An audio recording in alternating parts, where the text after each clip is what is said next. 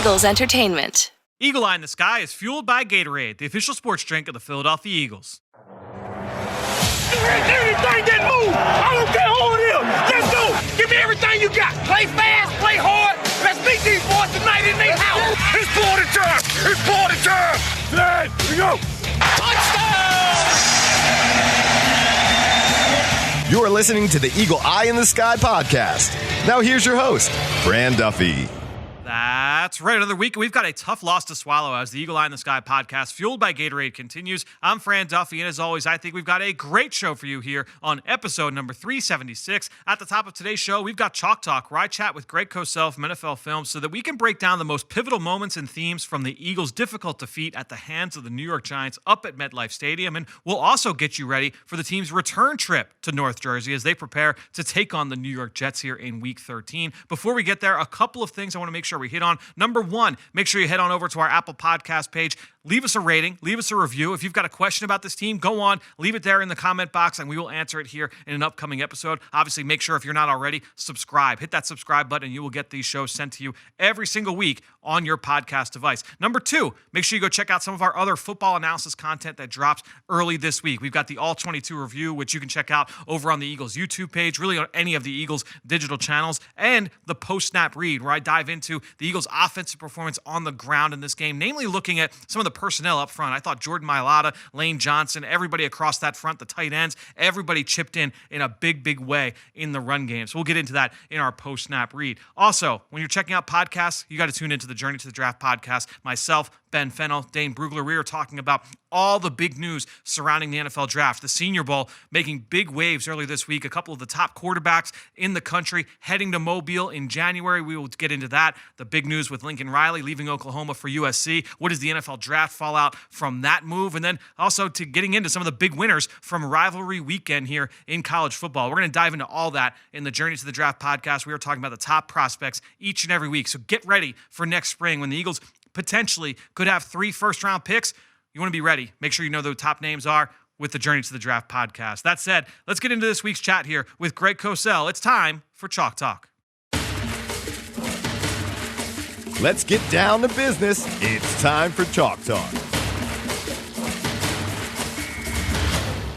All right, well, let's dive into the tape here as I welcome in my friend Greg Cosell for some Chalk Talk. Greg, look, a difficult loss to swallow here for the Eagles in this game against the New York Giants. Some really good things that we saw on defense, obviously holding New York to 13 points. But we'll start on the offensive side of the football, where while the Eagles were able to move the ball for chunks of this game, obviously mostly on the ground, over 200 yards rushing once again for the Eagles in this matchup, the pass game just too up and down, and 3 interceptions are going to do that. You're obviously there are not a lot of drives that ended in points for this Eagles team. I'm interested to kind of get your thoughts just walking away after watching the tape.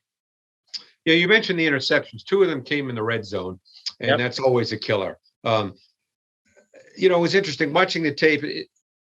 Just talking general football, they ran the ball really well, but the pass game just wasn't there. And at some point in every game, you're going to need to throw the football with some efficiency, and they just lacked the efficiency in the pass game.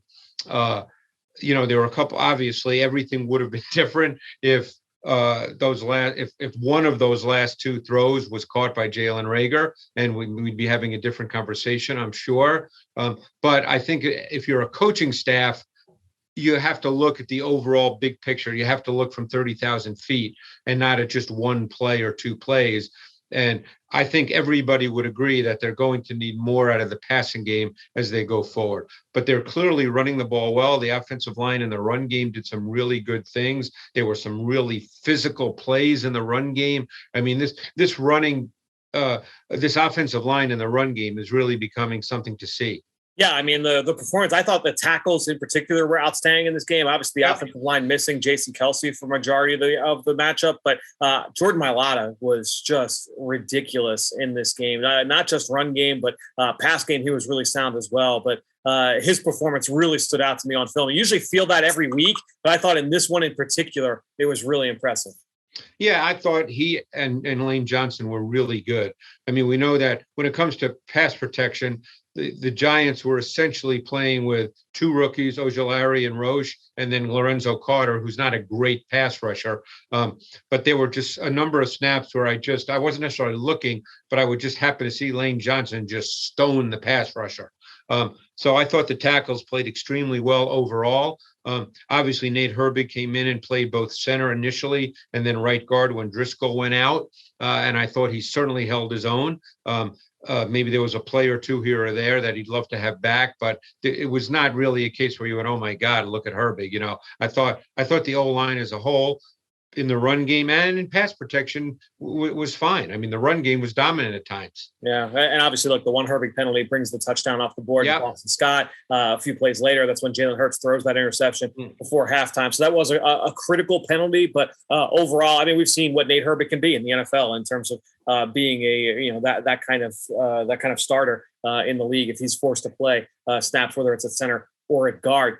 Interested to kind of get your thoughts on the performance of Jalen Hurts because, look, this was a game where we saw 3 interceptions. That has not necessarily been the book on him, especially this season. He's done a good job of taking care of the football. He has not often put it in harm's way. The decision at the end of the half, that's a tough one. That's one that you look at and you say, man, like you just don't want him to make that throw. But overall, I thought that's been the book on him this year is that he's taking care of the football. So a little bit uncharacteristic here with what he did on Sunday.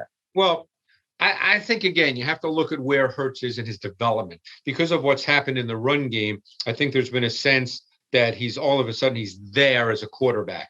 And I think it's unrealistic to have those expectations given that he hasn't even started a full season's worth of games yet. So if you look at him from the macro point of view, you're dealing with a quarterback, I think, that is still needs to get a little quicker in his elimination of what's not there and his isolation of where to go with the ball. I think you're dealing with a quarterback that still at times will leave the pocket too early, break down too early, and leave some throws on the field. Having said that, when I finished watching the tape, I quite honestly didn't think that the tape was as bad as one might have been led to believe based on 3 interceptions and the overall game, given that they only scored 7 points. The first interception in the red zone by Darnay Holmes, to me, I don't know your feeling, Fran, I didn't think that was on Hurts. He threw the dig ball to Watkins, and I thought Watkins stopped his route coming out of his break. Yeah. And I think that surprised Hurts. Yep. Obviously, the second one, there's no rhyme or reason for that. There's no getting around that one. Yeah. There's no getting around that one. But don't forget, Ward dropped a TD late in the second quarter as well, on what was a very, very good throw by Jalen Hurts that I think happened a couple plays before that. Yeah, it was 2 plays before that. Yep. Yeah, so I mean, we wouldn't have even gotten to that point, which doesn't mean that you disregard the interception by any means. I thought his final interception, and I think he's not at this point in his career a great deep ball thrower. I think his deep balls lose energy on the back end. I think that's been common. And he did get a little front side pressure. It was his job to hold the safety McKinney. He'll learn to do that better as he keeps playing more and gains more experience because he did not keep McKinney in the middle of the field. I think the big thing, too, is just kind of looking at the performance and looking down the stretch. Look, he made some outstanding throws down the stretch, even after. And that's been one of the things we've seen about Jalen is that he's able to kind of flush some of those negative plays and keep playing. And what he did on that final drive, I mean, some of those throws, that's exactly what you're looking for, right? I mean, the throw that he made to Jalen Reagor down the left sideline, that would have been a great catch by Jalen because he's playing through contact. It's downfield. It's over the shoulder. Right. But that was a great throw. That was a big-time throw.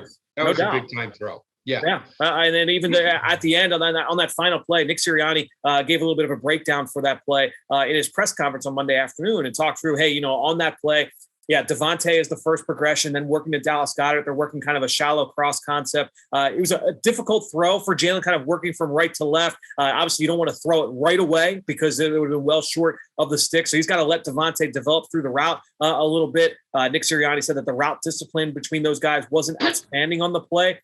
So then it turned into a little bit of a scramble drill. He laid it up for Jalen, and Jalen Reagor unable to come down with it. It's a tough drop, something he'll obviously we'll try to learn from. But it was just one of those plays. It was good to see Jalen kind of bounce back and be resilient through that performance, despite throwing those 3 picks earlier in the game. Yeah, I would love to know more. I'd love to get more information on that final play, because obviously saying that Devonta Smith was the primary target on what was essentially a mesh type of concept, because Devonta Smith took that on a bit of an angle, Fran, which kind of made the throw to me. And again, I don't know if it's coached that way, so maybe it is. I don't know. Right. I'm just, kind of spitballing here.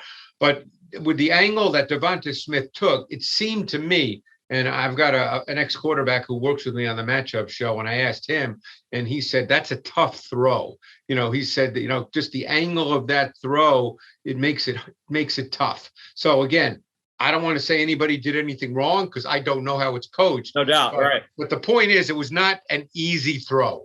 Yeah, and that's the thing. And obviously, look, he had to create at that point. It turned into a scramble drill, and he throws it up for Rager, and as we said, it falls incomplete. I'm trying to think of anything else from an offensive standpoint. I thought one of the cool things I really liked from this game, I thought the Eagles did some good things tactically, especially on third down. In the third and short game, they did some good things in complementing off of their basic zone replay. We saw the little RPO slide play to JJ Arcega-Whiteside out in the flat. We saw the eye candy from the split gun, where you had JJ and Miles Sanders in the backfield, and then you had the orbit motion that turned into a zone read. So then continuing to kind of dress things up, where you have your base play in the zone read and running complementary plays off that. I thought there were some good wrinkles from that aspect in this game. No, I made a point too that they're starting to add layers to design run game with more formations, more backfield actions, more blocking schemes. And I made a note of that.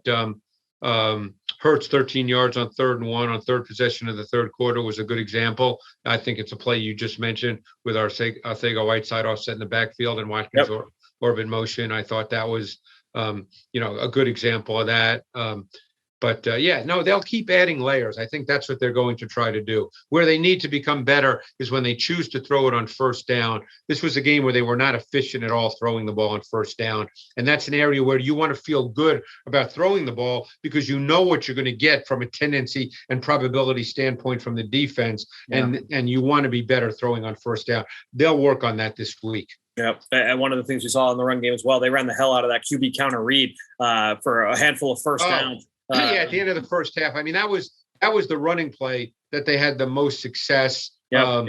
That whatever you want to call it, it's kind of a counter run where they show the kind of sweep or outside zone action away from the pullers. It's basically the old Redskin counter tray. It's just with the quarterback. Right. Yep. Yeah, no doubt. It was a play that's been really successful for them in this game. They've run it a couple times over the year. I don't believe they ran it 3 or 4 times in a game like they did this Sunday against the Giants. Let's get over to the defensive side, where we continue to see some good things. And as I mentioned, you hold the Giants to 13 points. I thought that one of the big takeaways for me, the defensive front was really strong in this game. I thought Fletcher Cox had another really good game. Hargrave really stood out. Barnett, I thought had one of his better games of the season. And Milton Williams, Greg, was outstanding in this game. I thought Milton Williams was the best of the guys you just mentioned. Yeah, he was great. I thought he played really, really well. He continues to impress and get better every single week. I mean, it started right on the second possession on consecutive plays. He showed power and leverage as a run defender, quickness off the ball as a pass rusher, and it just continued throughout the game. I think he played about 25 snaps, and he's just going to keep getting more and more snaps, because he's playing really well. Yeah, he's playing inside as a 4-eye technique when they go into their base with 3 linebackers, but then rotating in behind Fletcher Cox and Javon Hargrave in their subs. And whether he was making the play himself or if he was just being disruptive and creating plays for others. I thought there were a number of plays where you saw that quick first step. You saw the violence on contact, the ability to get off blocks. It was a really impressive performance. I thought probably his best game so far. I would say go back to like the Detroit game a few weeks ago. That was a really good performance. I thought this one might have topped it. I was really impressed with Milton in this game. The other thing I thought that we saw, we've talked a lot about the Eagles blitzing more on third down and playing a little bit more man coverage. And look, I think the Giants ended up 3 for 12 on third down. So the Eagles did a good job in that area of the game. A couple of times they gave up those conversions were against them when the Eagles did blitz, whether it was cover 0 or, or just a heavier 5-man pressure. And that's kind of the double-edged sword of blitzing. I think everybody says, oh, blitz, blitz, blitz. That's the way to solve every problem until the offense has answers for it, right? So I thought the Eagles did a good job of countering that. We saw more sim pressures in this game where, hey, we're going to show the threat of 5 or 6 rushers pre-snap and then Right. drop everybody out, and it's either a 3 or a 4-man rush. I thought that was an effective tool for them in this game. Well, we saw the double mug fronts, which we really haven't seen much this year. I had a dime where they had Singleton and Harris in the A gaps, and they did multiple pressures and coverages out of that front. So yes, look, from what I know of Jonathan Gannon, and I know people who know him, is he's too smart to not, really learn from learn more about how he wants to coach, learn more about his players, learn how to use them more effectively. So I'm not surprised at all that this is shaping up the way it's happening. Yeah, I think that when you look at the way that this defense has adjusted, it's been really impressive. And you look in the secondary, I thought Darius Slay showed up numerous times in this game. It's just been a really good season for him as well. Just when you look at this cornerback landscape, watching the rest of the league like you do, how does Darius stack up when you're looking at some of the other top corners in the league? I mean, he's got to be in that discussion. Obviously, you talk about Jalen Ramsey and Jalen Ramsey rarely ever plays man coverage. Yeah. So he's a hard guy to put into that mix right now because the Rams play one of the lowest percentages of cover one in the league, and Ramsey does not really play much man coverage at all. I would say, getting back to Slay, and I made this note that he's playing at a high level right now. So again, it's you know me, I'm bad at lists, but I think Darius Slay. You love your list, though, Greg. Everybody loves your list. I think Slay's playing at a really high level. I think that what was interesting, again, the Eagles are not really a matchup defense either. I mean, he plays outside. Ramsey plays a ton inside these days. The Eagles did not match Slay on Galladay. He continued to play left corner with Nelson at right corner. Obviously, there were snaps he did match. I remember the play 3rd and 8 in the high red zone. He did match man-to-man on Galladay because Galladay was the boundary X to that side of the formation, and it resulted in an incompletion. But I think Slay's playing really well. Yeah, he's having a really strong. And I think Maddox has played really well in the last number of weeks as well. Over the last month and a half, 2 months, I thought he really has kind of settled in his role in this defense. And obviously, it's a little bit different from what he was asked to do previously. Look, you're playing the slot, you're playing underneath zone, you're playing man-to-man at times. But I feel like he's really kind of settled in and is playing really fast right now, playing really aggressive, and maybe hasn't gotten quite the amount of love that he deserves for the way that he's playing. Yeah, and the other thing I've been noticing, and you've probably noticed it as well, the Eagles have really continued to play a lot of nickel versus base personnel. That's been a trend over the last couple of games for sure. So obviously that's game plan. That's what they want to do, but that's what they've done. Yeah, again, it might be coming down to like who are best 11? How do we best get our best 11 guys out in the field in positions where they can really impact the game? So, that's something that I definitely have seen over these last few weeks. Let's spin this forward now to this matchup against the New York Jets, and we'll start with the Jets offense. And obviously, look, the big story, Zach Wilson coming back into the lineup. He missed a few weeks there, started the first 5 games, I believe, after being hurt against the New England Patriots. Thoughts on Zach Wilson?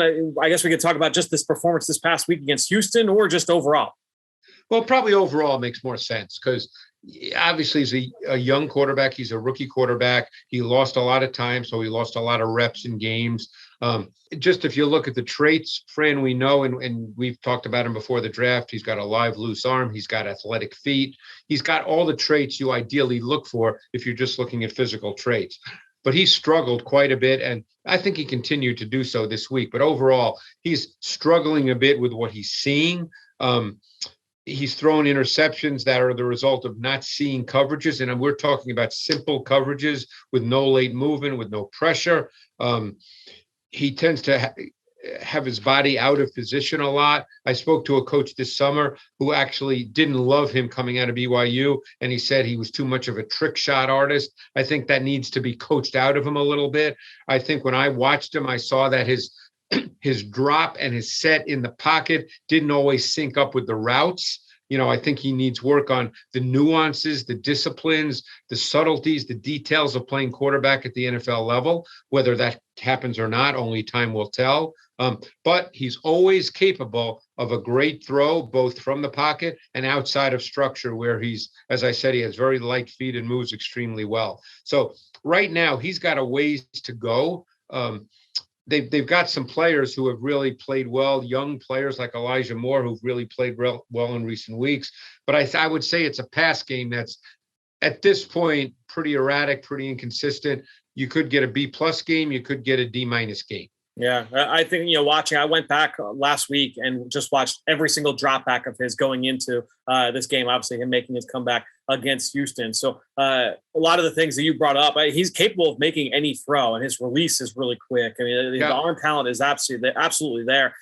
Just kind of towing that line of sometimes playing too slow, other times playing too fast. And you can see that leads to the inconsistency. I thought his ball placement was such a strength of his game at BYU, and it's just not been great so far in the NFL. I think, look, a part of that is that he hasn't been overly helped by the supporting cast. You had dropped passes that turned into interceptions. You had wide receivers falling down, coming out of breaks.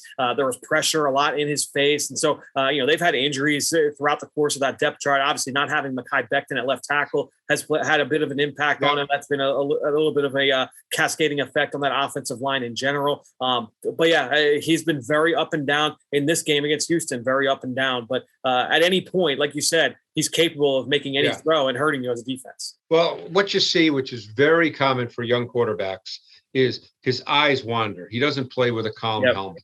And when your eyes wander, you tend to hold the ball, you drift, you move, you lose your discipline. And he's working through that.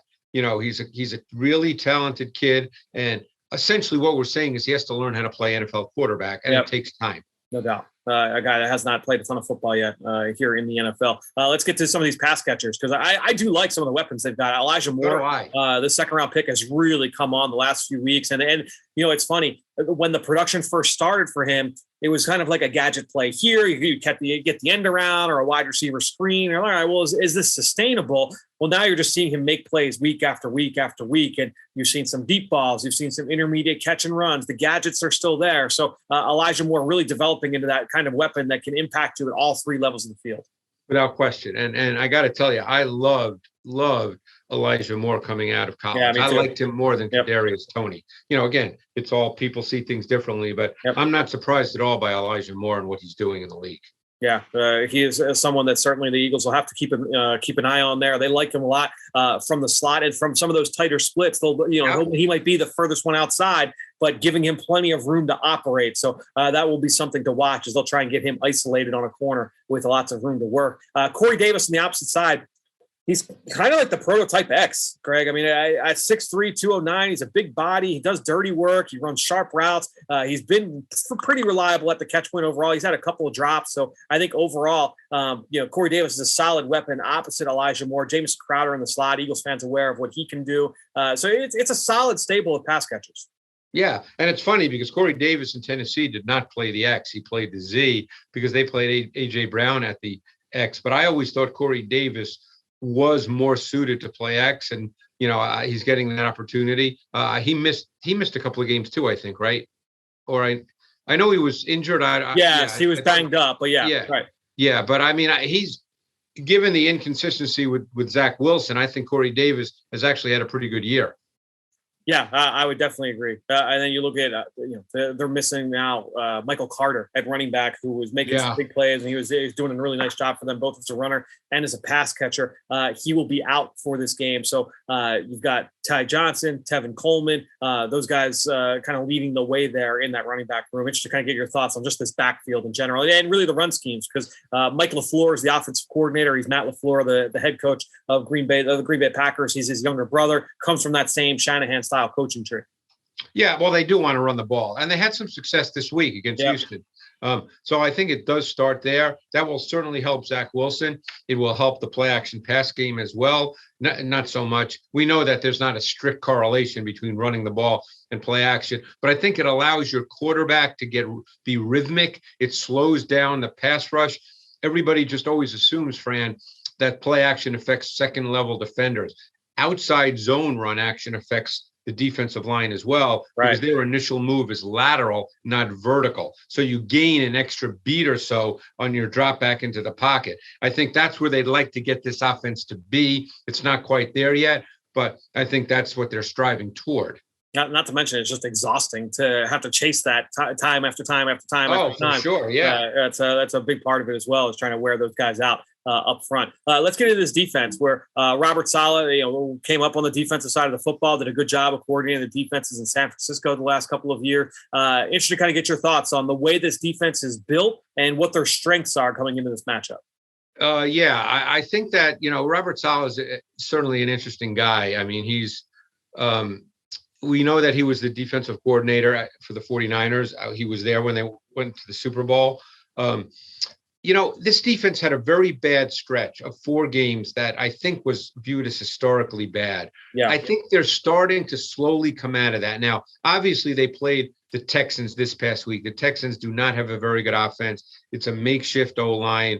It's not one of the better O-lines in the league. We know the Eagles have a really good O-line. But I got to tell you, watching that tape, I at least saw a defense that I felt was playing with activity, with some speed. I think they've got some pretty good players. I thought in this particular game against the Texans, I thought their 2 linebackers, C.J. Mosley and Quincy Williams, really showed up on film. They played fast. They were aggressive. They had some nice blitz concepts. They pretty much played in their sub defense the entire game, which they had not really done throughout the season. So I don't know the reason why they did it against Houston. They only played 1 snap of base defense. Other than that, every snap was either nickel or dime. It was predominantly nickel. I don't know. Maybe they'll take the same approach against the Eagles. The Eagles this past week played more, I think, out of 11 personnel than they had for much of the season. This was really kind of an 11 personnel game for the Eagles. So you'll probably see the Jets play in their nickel, and then they'll play in dime on 3rd down and other selected situations. But, I think it's a defense that's slowly getting better. They're not good yet, but I think they're moving in the right direction. Yeah, and you mentioned a couple of guys at each level. I think if you look at the secondary and just kind of work our way up, it's a very young group. I mean, they're missing a couple of their key players when you look at that secondary. When you look at the cornerback room in general, I mean, Bryce Hall, 2nd-year guy, he was a 5th rounder out of Virginia a couple years ago, but he was billed as being a top 2 or 3 round draft pick and then broke his leg as a senior. And I think that kind of affected him. Couldn't go to the Senior Bowl. He's a big kid. He's physical, really looks the part. 6'1", over 200 pounds, and that size shows up on tape. Michael Carter, the rookie, he was a 5th rounder this past year from Duke, 5'10", 184. He's playing in the slot. So, it's a competitive group on the back end.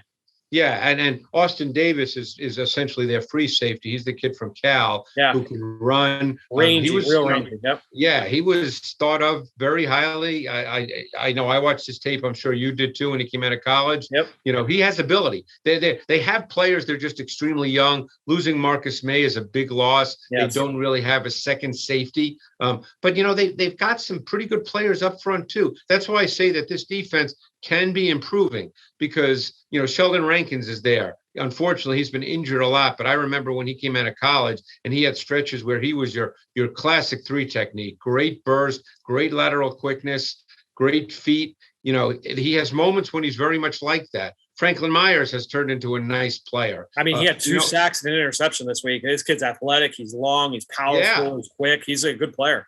And Quentin Williams obviously is a good player. I mean, Shaq Lawson is not a great pass rusher, but he's a solid run defender. Yep. They've got players at all 3 levels. If they can just sort of come together, they, in their mind, they made it through the tough stretch and now things are getting better. We'll see. Obviously, the Eagles offense is a little different than most, so we'll see how they go about defending it. Yeah, it's a quick, active group up front. Quentin Williams, you mentioned, he was the number 3 overall pick a couple of years ago out of Alabama. He's quick, he's powerful, he's got the ability to disrupt. He had a sack this past week where you can kind of see that ability to get into the backfield. You also mentioned his brother, Quincy Williams, who's at linebacker. Look, he's a former 3rd-round pick coming out of Murray State, I believe, by the Jacksonville Jaguars. The Jets picked him up on the waiver wire, but Williams he's made some nice plays for this Jets defense, playing in their sub. You mentioned he had a sack. He was involved in a blitz this past week. This kid can close. He can run. He's a former safety that has moved to linebacker. So a really interesting group up front. It's all about, just kind of becoming more than the sum of their parts, I think, at this point in the year for this defense. Yeah, I agree with you. I mean, Williams is an intriguing guy. I remember noticing him in Jacksonville, and he had a stretch there where he played really well, and I have no idea what happened. You never know that kind of stuff. but he is an athletic. They're pretty athletic at linebacker. Even their third linebacker, if they do go base, let's say more so this week, it's Gerard Davis, and he's not a slouch athletically either. No, he's not. This guy played a lot of football for the Detroit Lions over the last few years, a former first-round pick. So this defense has some feistiness to it. The Eagles will have to be prepared when they go up because they can be opportunistic. They can create some turnovers. So the Eagles will have to be ready for what this defense will throw their way. They'll play some man coverage. They'll play some zone. They mix things up from a front standpoint. They blitz a decent amount, especially on third down. So the Eagles have to be ready for what this Jets defense has to present. So one thing to keep in mind, and I noticed it watching the tape, so I checked some stats. Yeah. They played a ton less cover one this week. Now, I don't know if that was a function of playing against Tyrod Taylor. And right. Then you have the Jalen Hurts factor. So again, I don't know if that would continue this week, but they played a good amount of cover one this year. That's probably been the coverage they played the most. Yep. So we'll see what they choose to do, because it was not the coverage they played the most this past Sunday. No, it's definitely something to watch. That's a good point. And we'll see if that was a factor of just that game or if it's something to watch moving forward, especially with this pending matchup against Jalen Hurts, who Nick Sirianni did mention on Monday fighting through that ankle injury that he suffered against the New York Giants. I'd be very surprised, given how competitive he is, if he would be sitting out a game. That would be my assumption as well. Particularly a must-win game. Yeah, no doubt. Well, Greg, always great to catch up with you. Thanks for joining us here on Chalk Talk. We will talk to you next week right here on the Eagle Eye in the Sky podcast, fueled by Gatorade.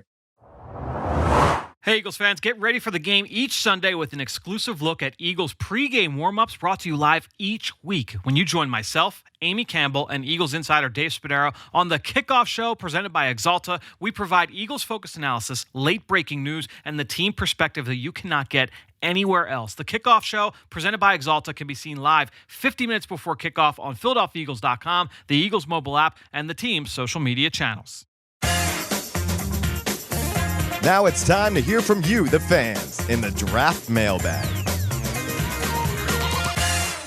Well, great stuff there from Greg, who you can follow on Twitter, just like I do, at Greg Cosell. And while you're at it, I'm at Eagles XOs. That's where I post all the podcasts I'm a part of and all of our X's and O's content that we produce here with Eagles Entertainment. You know how much I appreciate everybody that promotes this podcast on all forms of social media. That is one way to support the show. But the best way is to go on Apple Podcasts or Stitcher, leave us a rating, and even leave us a comment. I wanted to give a shout out today to someone who did exactly that. Kyle Mack89 with a 5-star review asking, any word on Brandon Brooks? I remember they gave him around an 8-week timetable after his injury in week 2. Kyle, no update yet. And obviously, look, I'm recording this Monday midday, so we haven't heard yet from head coach Nick Sirianni on Monday. We don't know what the timetable is at this point for Brandon Brooks. I know he was asked about it, I believe it was last week in one of his midweek availabilities, basically said just no further update at this time. So we'll see what that looks like here moving forward. Obviously, getting Brandon Brooks back in the lineup would be a huge boost to the offensive line. We know that when healthy, he's one of the best there is